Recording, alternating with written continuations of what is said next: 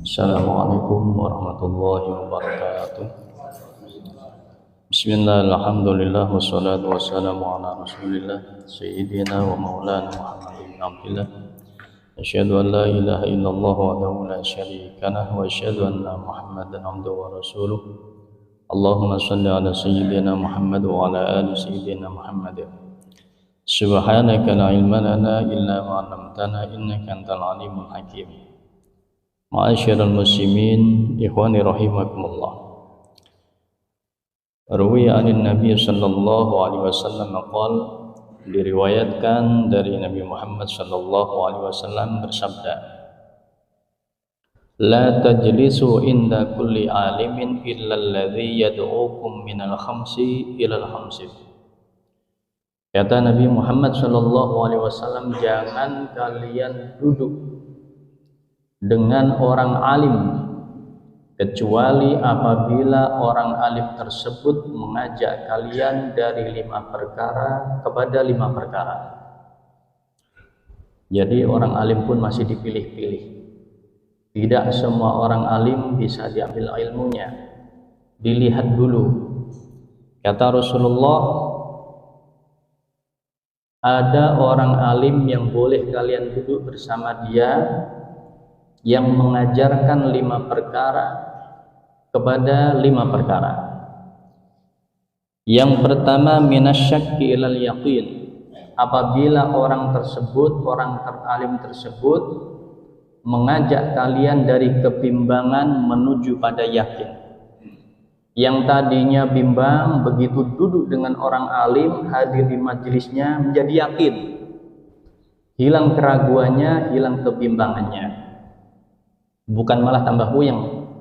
Nah, ini ada orang masuk ke pengajian, pulang-pulang tambah puyeng, tambah bingung. Yang kedua, wa minat takabburi ila tawadhu. Boleh duduk dengan orang alim apabila dia mengajak kita dari takabur menuju pada rendah hati. Mengajarkan kita tawadhu, rendah hati. Menyampaikan bagaimana bahayanya takabur. La yadkhulul jannah man fi qalbihi misqala dzarratin min kibrin. Jangan berangan-angan, jangan pernah membayangkan surga apabila di dalam hati kita masih ada ketakaburan, masih ada sifat sombong. Karena sombong itu tempatnya bukan di surga. Iblis dilaknat gara-gara sombong. Bahaya sombong. Kalau ada orang alim mengajarkan kita dari sombong menuju kepada tawadhu, nah ikuti dia. Tapi sebaliknya, kalau ada orang alim justru malah mengajarkan kesombongan, ikut ngaji malah tambah sombong, tambah angkuh, tinggalkan dia. Wa minal adawati ilan nasihah. Kemudian orang alim yang boleh diambil ilmunya, boleh kita duduk bersamanya adalah dia apabila mengajak kita dari yang tadinya permusuhan, saling membenci satu sama lain, diajak untuk saling menasihati, saling berdamai, saling mencintai satu dengan yang lainnya. Maka ikuti orang tersebut, orang alim tersebut. Boleh duduk dengan dia, boleh hadir di majelisnya. Jadi kalau ada majelis di situ mengajarkan kasih sayang, saling mencintai, hadiri, lanjutkan. Namun sebaliknya, apabila ada majelis, ada orang alim mengajarkan permusuhan, saling membenci, yang tadinya tidak ikut-ikutan, tidak tahu apa-apa, begitu hadir ikut membenci. Nah, ini bahaya. Tinggalkan jauh-jauh orang alim tersebut.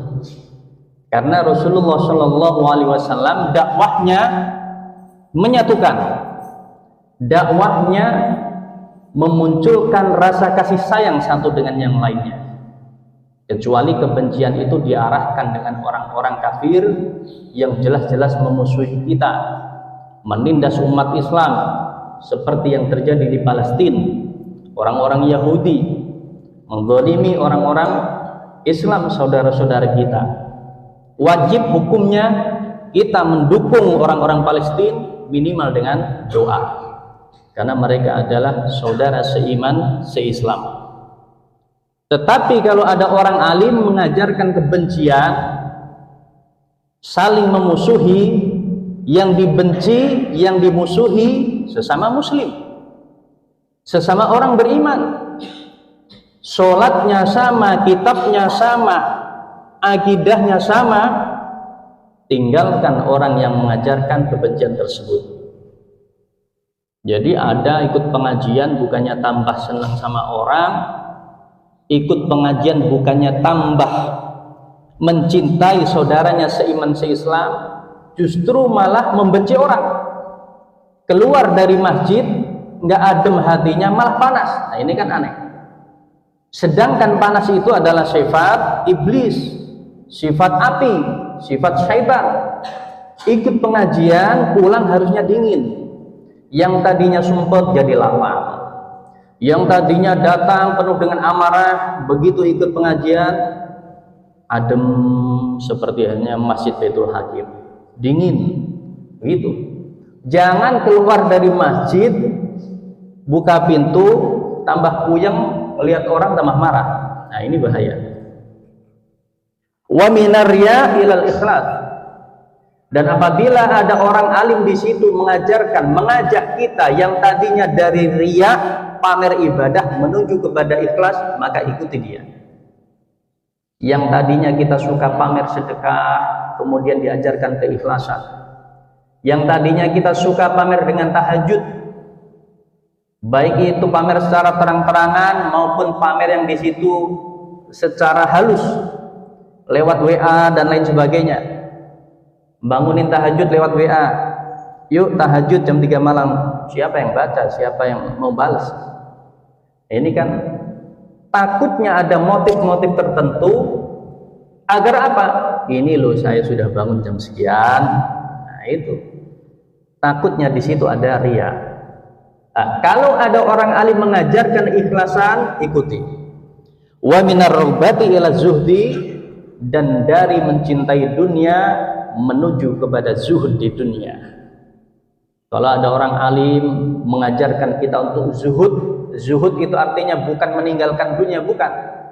Boleh memiliki apa saja, berapa saja kekayaan, asal kekayaan itu tidak sampai masuk ke dalam hati kita. Contoh kekayaan itu masuk ke dalam hati kita apa? Punya uang banyak, harta banyak, tapi enggan untuk bersedekah. Punya kekayaan, enggan untuk membantu orang lain. Nah ini namanya kekayaannya masuk ke dalam hatinya. Ulama-ulama dahulu banyak yang kaya-kaya mereka, akan tetapi hartanya itu tidak masuk ke dalam hatinya, hanya sebatas di tangannya saja. Kalau ada orang yang membutuhkan, dibantu. Kalau ada muridnya yang membutuhkan, dibantu. Begitu. Kalau tanda-tanda orang itu zuhud, bukan berarti dia meninggalkan semuanya dunia seisinya, tidak. Akan tetapi dunia, harta kekayaan tidak sampai masuk ke dalam hatinya. Namun sebaliknya apabila ada orang alim di situ malah sebaliknya mengajarkan kita untuk mencintai dunia, mengumpulkan dunia, tidak mengajarkan zuhud, tidak mengajarkan untuk membantu orang lain. Ada orang alim kaya setiap hadir di majelis selalu gonta-ganti mobilnya, mobil semuanya dia punya, merek apa dia punya. Pengajian di sini bawa BMW, besok pengajian di sana bawa apa lagi mereknya yang mahal-mahal itu. Sedangkan di saat ada orang yang membutuhkan bantuannya, dia cuek. Dia hanya pandai untuk mengumpulkan harta dari umatnya. Nah ini naudzubillah, semua naudzubillah. Tinggalkan orang yang katanya alim itu, karena itu berbahaya. Kata Rasulullah Shallallahu Alaihi Wasallam, kalau dia mengajarkan zuhud maka ikuti, tapi kalau dia mengajarkan untuk cinta dunia, tinggalkan. Semoga bermanfaat. Wassalamualaikum warahmatullahi wabarakatuh.